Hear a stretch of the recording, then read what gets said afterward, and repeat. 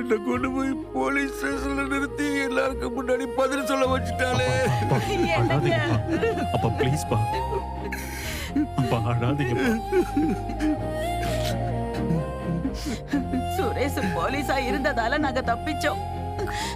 இல்லன்னு வை, என்னையும் உங்க அப்பாவையும் இந்நேரம் ஜெயில போட வச்சிருப்பா அவ. அம்மா இல்லம்மா, உங்களை ஸ்டேஷனுக்கு வர வைக்கணுங்கிற எண்ணமே மதிக்க இருந்திருக்காது. சுரேஷ பார்த்து பேசிட்டு போலன்னா அந்த பொண்ணு ஸ்டேஷனுக்கு போயிருக்கும்.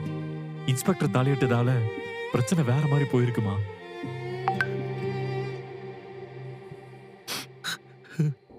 எந்த நேரத்துல அவளை கல்யாணம் பண்ணி வீட்டுக்கு கூட்டிட்டு வந்தமோ தெரியல. சுரேஷோட நிம்மதியும் போச்சு, நம்மளோட நிம்மதியும் போச்சு.